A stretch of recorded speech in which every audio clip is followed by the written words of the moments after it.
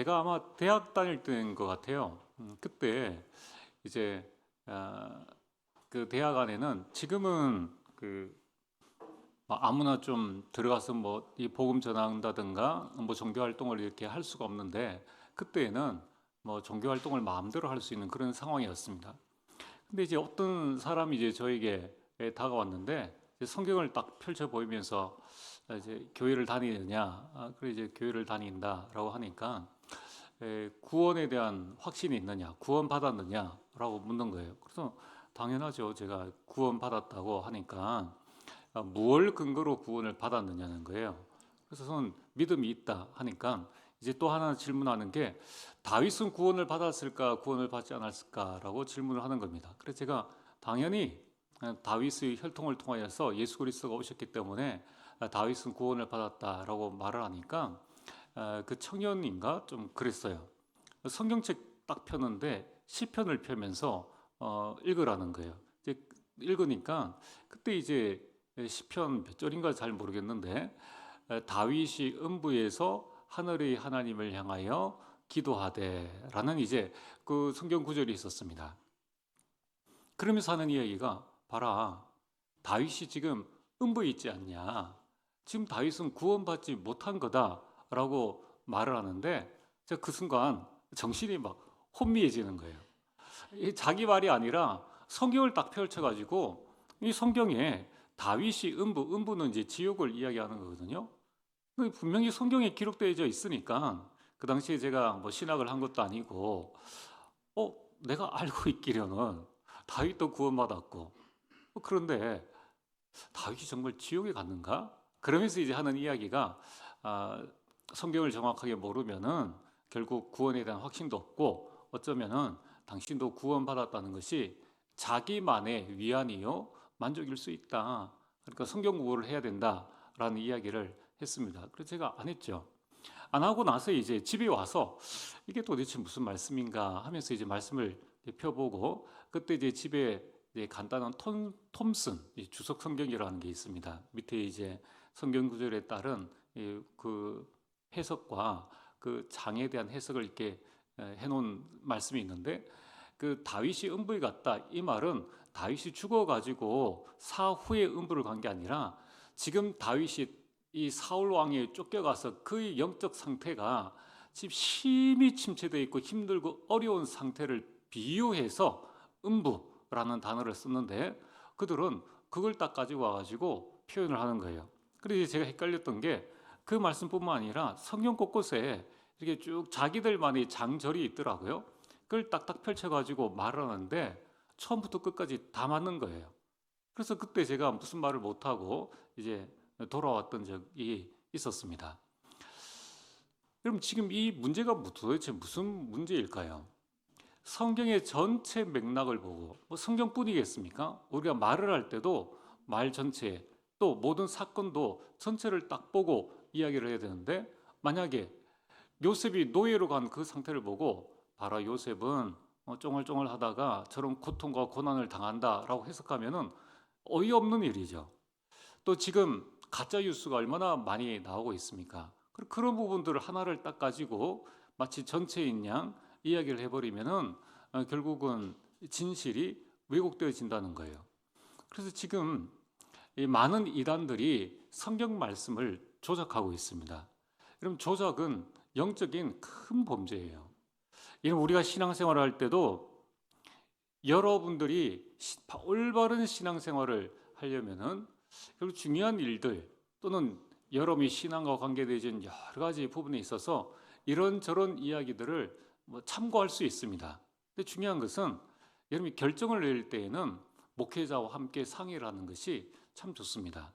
이 자리에 우리 렘넌트들이 있고, 또 우리 새가족과 우리 교사들이 있습니다. 또 우리 성도님들이 계십니다. 여러분이 자칫 잘못하면은 렘넌트들에게 이 나의 것을 가르치기가 쉬워요. 그리고 어느 한 부분만 가지고 와서 딱 말하기가 쉽다는 겁니다.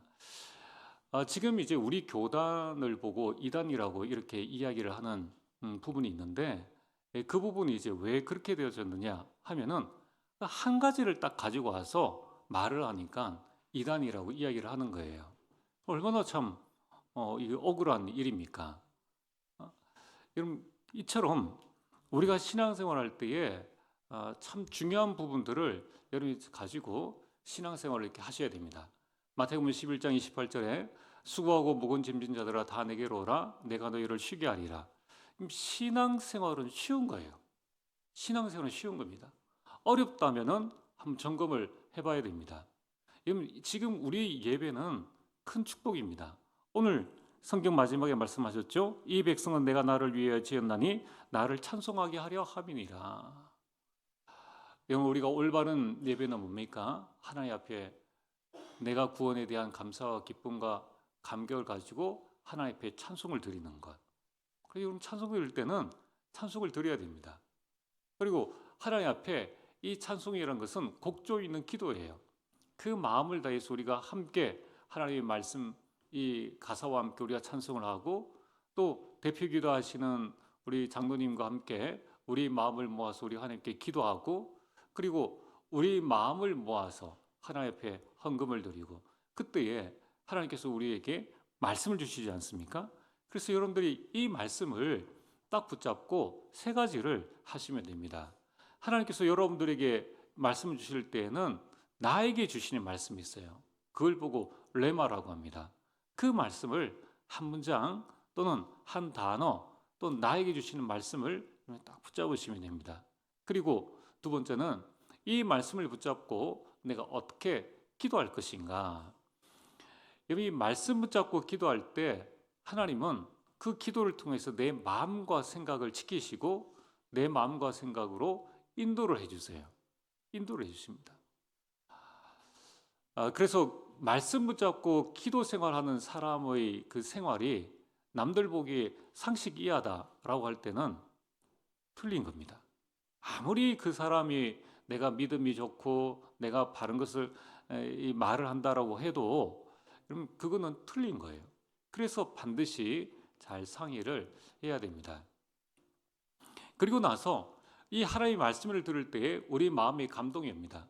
7 렘넌트들을 잘 보면은 하나님께서 그들에게 말씀으로 감동을 주셔서 무엇을 해야 할 것인가를 알려주십니다. 내가 로마도 보아야 하리라. 가이사 앞에 서야 하리라. 그런 실천사항들을 주시는 거예요. 이 세 가지를 여러분이 딱 붙잡고 나를 살리고 가정 가문 살리는 응답을 또 현장 살리는 응답을 누리시면 됩니다. 자, 오늘 말씀의 제목이 나의 삶 시대를 살려라입니다. 성경에 있는 7명의 렘넌트는 자신의 과거, 오늘, 미래에 속지 않았습니다. 그리고 그 시대를 살렸습니다.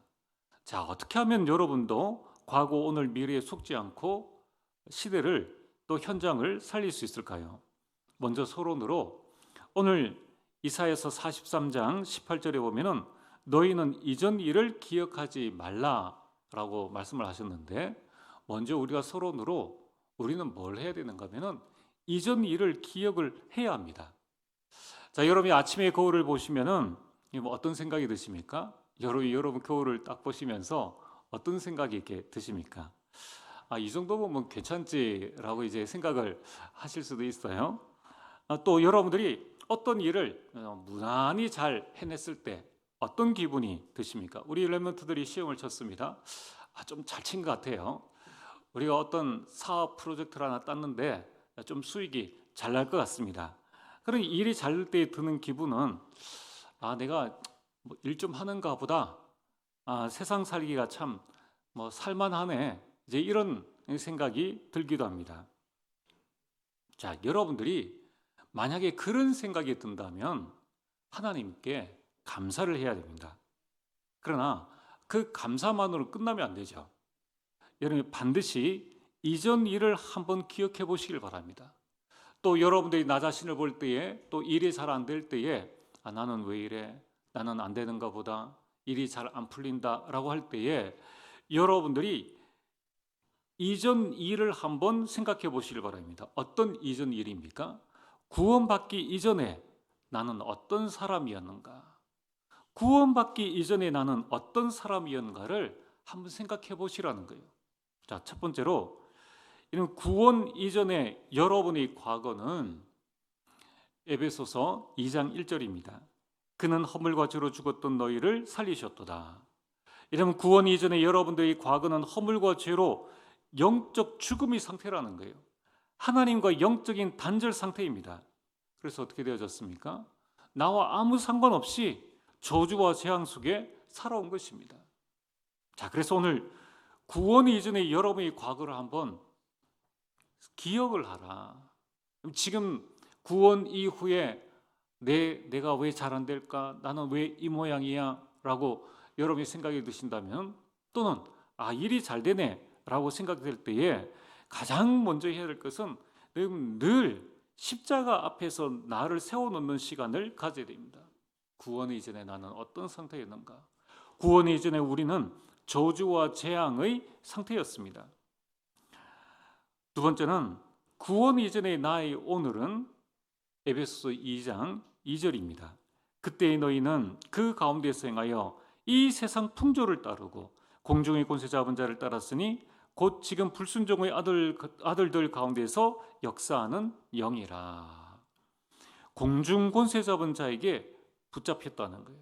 영적 유괴를 당한 것입니다. 여러분, 이 구원 이전에 나의 오늘은 어떤 상태입니까?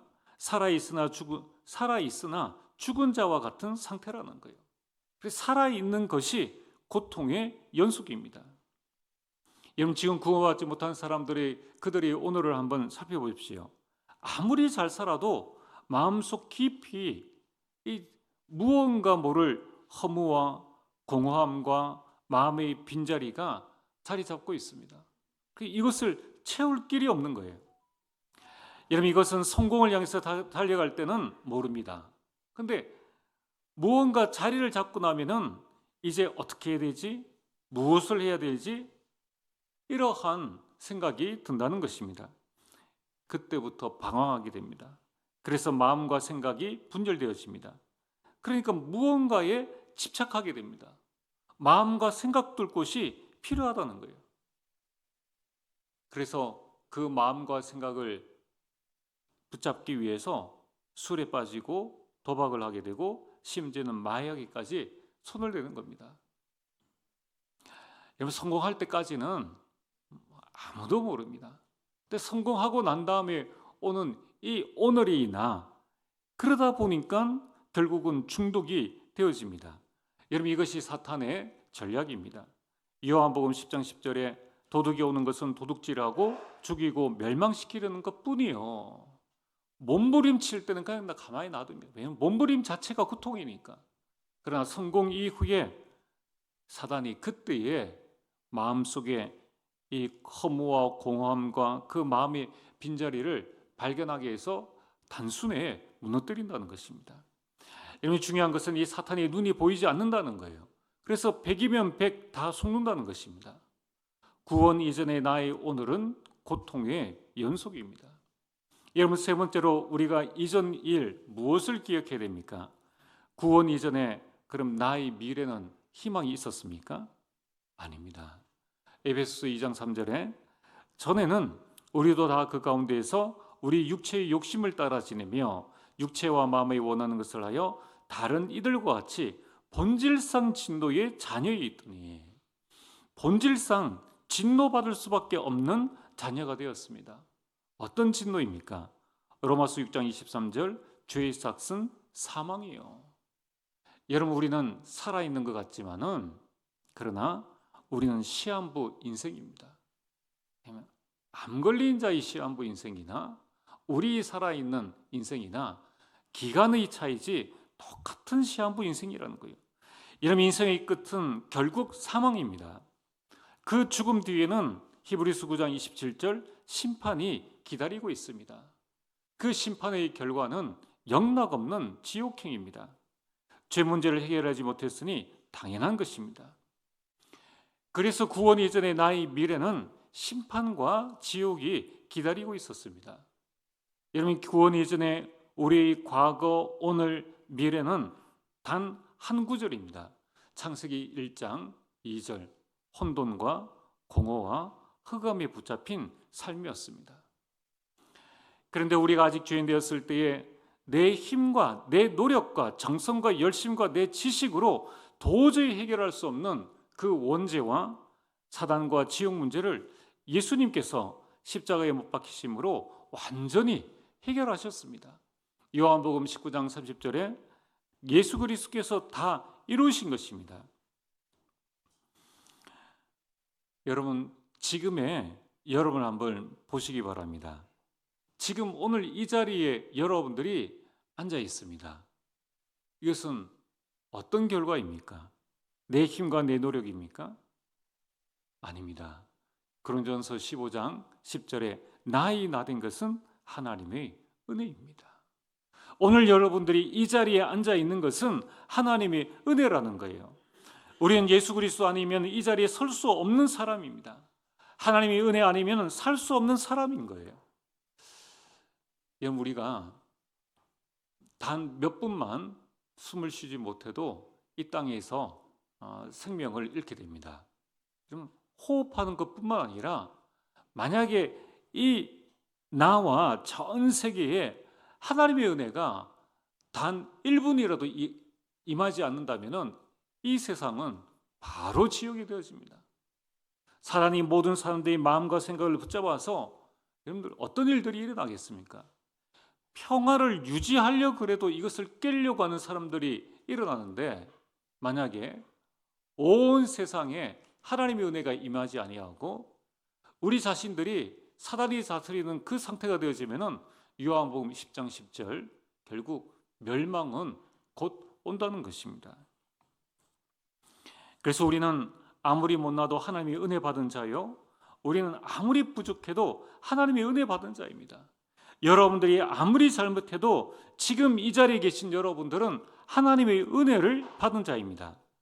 그래서 내가 잘되고 못되는 것, 이러한 모든 것, 나된 것은 하나님의 은혜라는 거예요. 여러분, 그 은혜로 나의 삶 시대를 살려야 합니다. 왜냐하면 하나님은 더 큰 응답을 예비하고 계시기 때문입니다.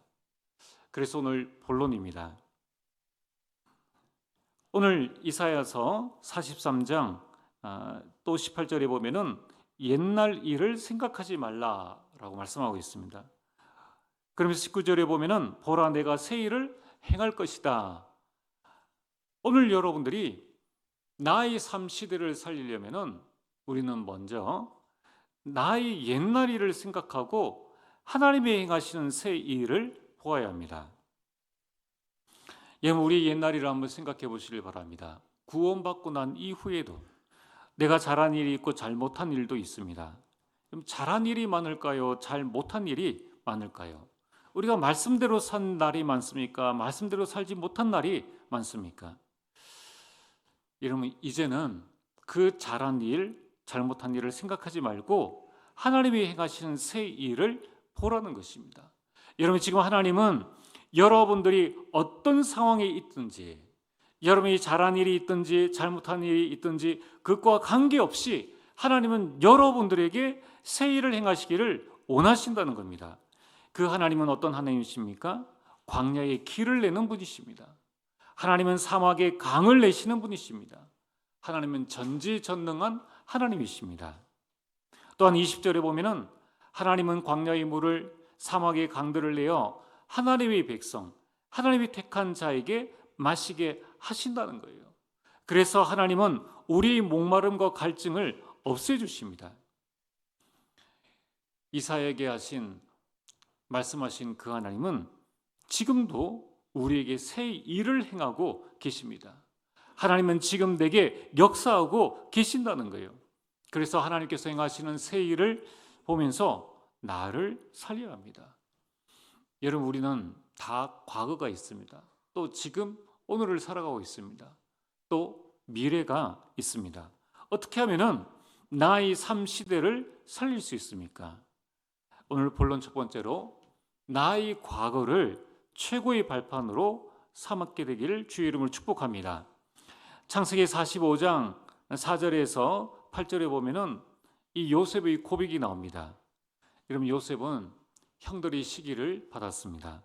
죽을 고비를 넘기고 노예로 팔렸습니다. 하나님의 계획 가운데 총리가 되었습니다. 이제 온 땅에 흉년이 들자 자신을 판 형들이 쌀을 구하러 요셉을 찾아왔습니다. 요셉은 형들을 알아봤지만은 형들은 요셉을 몰랐습니다. 바로 그때입니다. 그때 요셉이 한 말이 창세기 45장 4절에서 8절 말씀입니다. 요셉이 형들에게 이르되 내게 가까이 오소서. 그들이 가까이 가니 이르되 나는 당신들의 아우 요셉이니 당신들이 애굽의 판자라.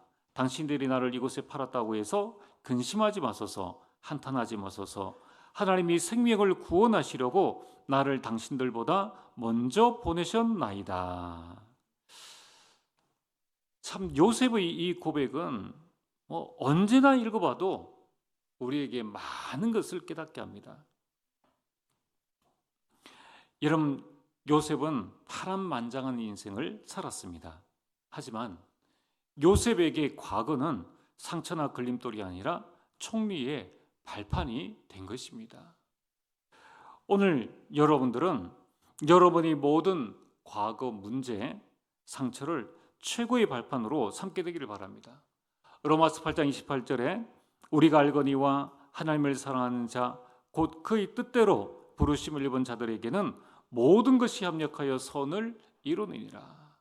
이러면 주 안에서 과거에 있었던 모든 문제들, 주 안에서 여러분이 지금 가지고 있는 모든 상처들은 반드시 합력하여서 선을 이루신다는 겁니다. 우리는 어떻게 나의 과거의 문제 또 그 상처를 발판으로 삼을 수 있습니까? 그 문제에 대한 하나님의 계획, 그 상처에 대한 하나님의 계획을 깨달으면 됩니다. 여러분, 요셉에게 있었던 그 10명의 형들이 요셉을 다 싫어했습니다. 얼마나 상처가 되겠습니까? 어느 정도로 싫어했는가 하면 죽이려고 했다는 거예요. 그래서 죽이려고 물이 없는 웅덩이에 그냥 던져버렸습니다. 그리고 외면해버렸습니다. 얼마나 상처가 되겠습니까? 그리고 하룻밤이 지나자 죽지 않은 상태에 있으니까 이제 죽일 수는 없겠고, 저 보니까 노예 상인들이 지나가고 있었습니다. 아니, 형제를, 그 제일 막내를, 그것도 중간도 아니고 제일 막내를 돈을 받고 팔아버리는 거예요. 여러분, 이 마음의 상처라는 것은 당해보지 않으면 아무도 알 수 없지 않습니까? 요셉은 이 상처 속에서 하나님의 계획을 깨달았습니다. 여러분, 이 창세기 45장 8절에 이렇게 요셉은 하나님의 계획을 고백하고 있습니다. 그런즉 나를 이리로 보낸 이는 당신들이 아니요 하나님이시라. 하나님이 나를 바로에게 아버지로 삼으시고 그 온 집의 주로 삼으시며 애굽 온 땅의 통치자로 삼으셨나이다. 이걸 위해서 하나님께서 나를 이곳에 보내셨나이다. 당신들이 나를 판 것이 아니라 하나님께서 나를 이곳에 보내신 것입니다. 하나님의 계획을 깨달았다는 거예요. 여러분, 요셉이 보디발 집에 가서 하나님이 함께 하심을 누리면서 가정 충무가 되어졌는데, 이제 조금 살만하니까 보디발의 아내가 유혹을 해서 누명을 쓰게 되었습니다. 감옥에 가게 되었습니다. 그럼 얼마나 큰 문제입니까? 분명히 하나님 주신 이 언약은 해와 달과 별이 그에게 절하고 곡식단이 그에게 절하는 무언가 썸이 있어요. 무언가 하나님께서 나를 통해서 하시려고 하는 큰 일이 있음을 분명히 알고 있는데, 요셉에게 다가오는 것은 상처와 문제뿐이었다는 거예요. 그것도 잘못해서 상처를 받는 것도 아니고, 잘못해서 문제를 당한 것도 아니고, 아무 잘못도 없는데 그는 문제를 당할 수밖에 없는 그런 상황에 있었다는 것입니다. 이러면 요셉이 노예로 있는 가운데에 가정 총무에서 이 감옥에 가게 된 하나님의 계획이 뭡니까? 거기에서 정치를 배우는 것입니다. 바로 거기에서 바로 왕에게 갈 수 있는 그 연결고리가 문이 되어지는 술 맡은 관원장을 만나게 된 것입니다. 만약에 요셉이 시험 쳐서, 공무원 시험 쳐서 이 장관직에 올라가려고 그러면은 아예 처음부터 만점을 받아도 탈락입니다. 뭐냐면은 자기들 자녀가 있는데 뭐하러 저 작은 나라에 그 이방인을, 외국인을 총리로 세우겠습니까? 있을 수 없는 일이에요. 요셉은 하나님의 계획을 깨닫게 된 것입니다. 여러분들, 우리가 하나님의 계획을 깨달으면은 내 과거에 재창조의 역사가 일어나는 것입니다. 그러면은 그 어떤 과거도 복음 안에서 발판이 되어지는 겁니다.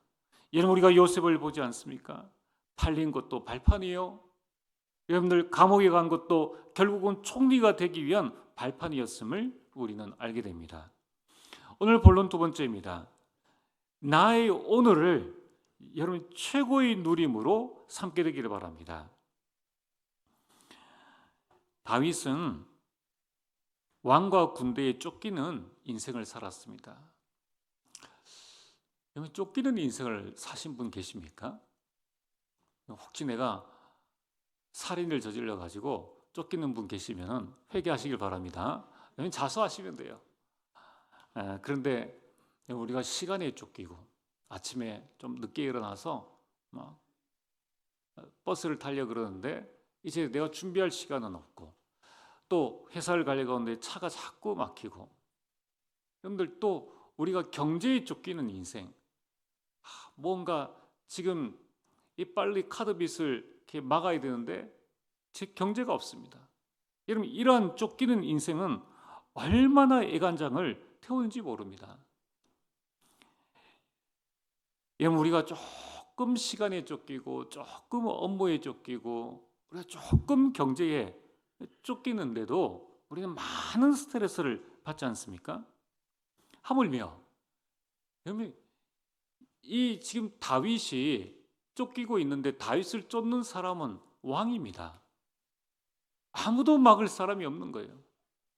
그리고 군대를 거느리고 쫓고 있습니다. 여러분, 그냥 방해받았던 사람을 데리고 쫓는 것이 아니라 왕의 호위병들, 특전사 중에 특전사를 데리고 이제 달려가는 겁니다. 근데 더 아이러니한 것은 이 사울 왕이 다윗의 장인이에요. 미칠 지경 아닙니까?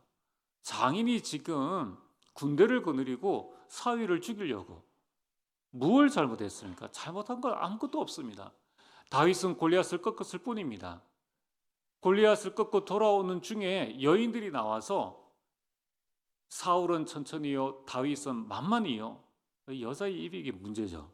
근데 그건 현실 아닙니까? 이건 하나님이 하신 일을 찬양하는 그 부분들인데 거기에 이제 다윗이 완전 꽂혔다는 겁니다. 그래서 죽자 사자 이렇게 쫓아다니는 그런 시간이 되어졌습니다. 이때 다윗은 어떻게 했습니까? 그러니까 다윗은 염려하지 않았습니다. 오늘의 일에 염려하지 않았다는 것입니다. 왜냐하면 시편 23편 1절에 여호와는 나의 목자시니 내가 부족함이 없으리로다. 내가 부족함이 없다. 여호와를 목자를 삼고 오늘을 누린 것입니다. 심지어는 시편 23편 4절에 내가 사망의 음침한 골짜기로 다닐지라도 해를 두려워하지 않을 것은, 해를 두려워하지 않는, 해를 당하는데 그 해를 두려워하지 않을 것은 주께서 나와 함께 하심이라. 주의 지팡이와 왕대기가 나를 안위하시나이다. 다윗은 주께서 함께 하시는 축복을 최고로 누렸습니다. 여러분, 오늘 우리에게 문제도 있고 갈등도 있고 어려움도 있습니다. 여러분, 오늘 나의 염려, 갈등에 눌리지 말고 오늘을 누리시길 바랍니다. 로마서 8장 38절에서 39절에 이 바울의 고백입니다. 내가 확신하노니 사망이나 생명이나 천사들이나 권세자들이나 현재 일이나 장래 일이나 능력이나 높음이나 깊음이나 다른 어떤 피조물이라도 우리를 우리 주 그리스도 예수 안에 있는 하나님의 사랑에서 끊을 수 없느니라. 여러분, 절대로 우리를 하나님의 사랑에서 끊을 수 없다는 것입니다. 하나님께서 다윗을 지켜주신 것처럼 하나님은 지금 내게 있는 그 현재의 일이 우리를 망하게 할 수 없다는 거예요. 하나님의 자녀는 절대 망하지 않는다는 것입니다. 그렇다면은 어떻게 오늘을 최고로 누릴 수 있습니까? 지금 나는 문제 가운데 있습니다. 나는 지금 갈등 가운데 있습니다. 지금 나는 많은 스트레스 가운데 있습니다. 어떻게 오늘을 최고로 누릴 수 있습니까? 마태복음 28장 20절에 볼지어다. 볼지어다라면 주목해라 라는 말씀입니다. 주목해라. 내가 세상 끝날까지 너희와 항상 함께 있으리라. 천지를 창조하시고 우리 생사화복의 주관자 되시는 전능하신 하나님께서 너와 항상 함께 있으리라. 성삼위 하나님은 지금 나와 함께 하십니다. 위드라고 합니다. 성삼위 하나님은 지금 우리와 함께 하십니다. 임마누엘입니다. 성삼위 하나님은 지금 모든 것에 함께 하십니다. 원리스입니다. 하나님은 위드 임마누엘 원리스를 약속하셨습니다. 여러분이 이 축복을 누릴 때 오늘이 모든 일이 최고의 응답과 감사가 되어집니다. 세 번째는 여러분들의 미래를 최고의 그림으로 그리시게 되기를 바랍니다. 사도행전 9장 15절에 주께서 이르시되 가라, 이 사람은 내 이름을 이방인과 임금들과 이스라엘 자손들에게 전하기 위해 택한 나의 그릇이라. 바울을 향한 하나님의 계획을 말씀하신 것입니다. 여러분, 지금 이 바울은 어떤 상태입니까? 바울은 예수 믿는 자를 핍박하고 있었습니다. 그런데 하나님은 바울을 향한 최고의 그림, 최고의 계획을 가지고 계셨다는 것입니다.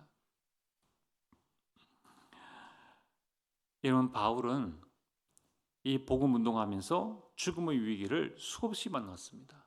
그래서 언제 잡혀서 죽을지 몰랐습니다. 미래가 전혀 보장되지 않았습니다.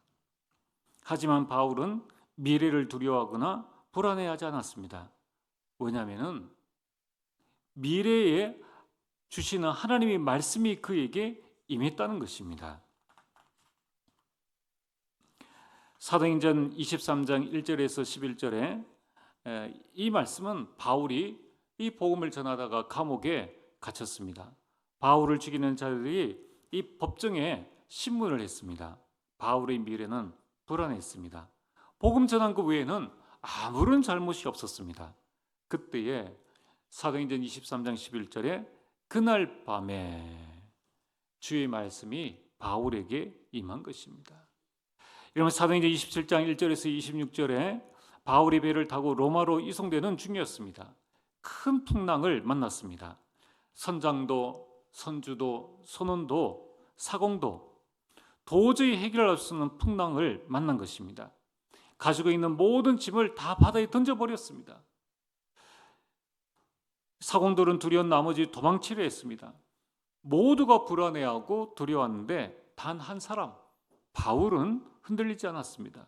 뭐냐면 사도행전 27장 23절에 내가 속한 바 곧 내가 섬기는 하나님의 사자가 어젯밤에 내 곁에 서서 말하되, 하나님의 말씀이 임한 것입니다. 여러분, 우리가 살다 보면 인간의 힘으로 해결할 수 없는 풍랑, 내가 가진 모든 것들, 나의 지식과 돈과 건강으로도 해결할 수 없는 풍랑을 만날 수 있습니다. 그러나 지금의 풍랑이 미래를 살필 수는 없다는 것입니다.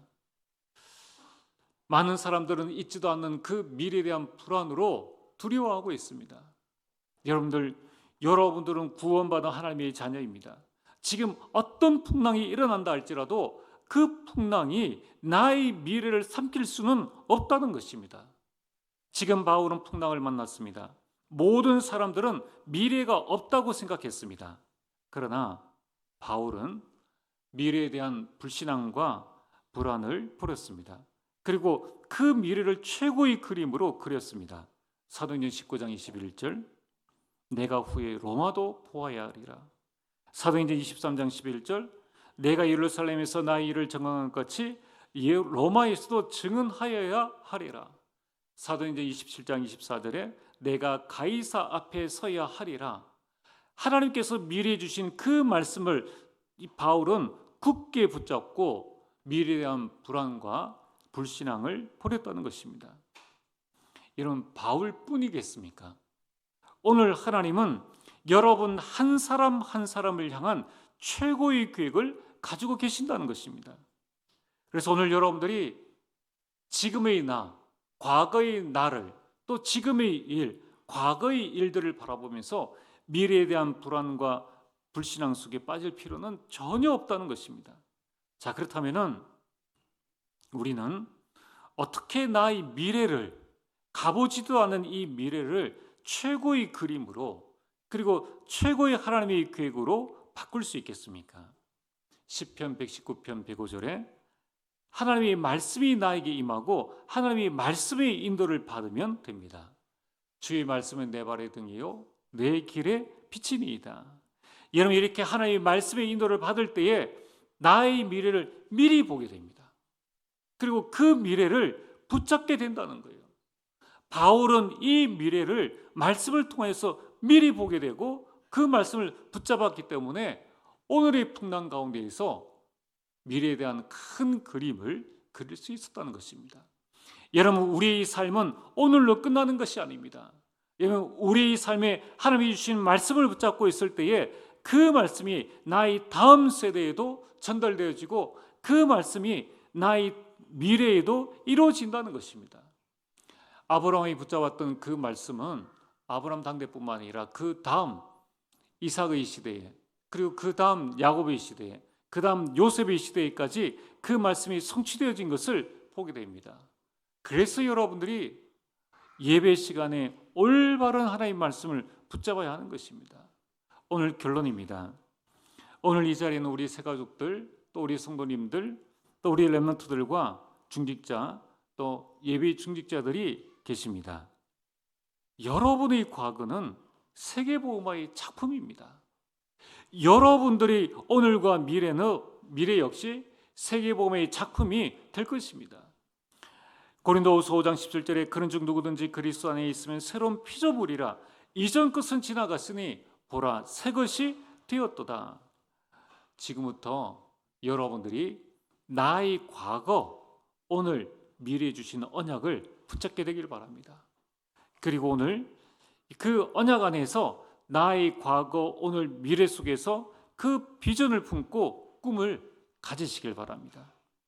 이미 나의 과거, 나의 오늘, 나의 미래에서 나의 이미지, 하나님의 형상과 인생 작품을 찾으시길 바랍니다.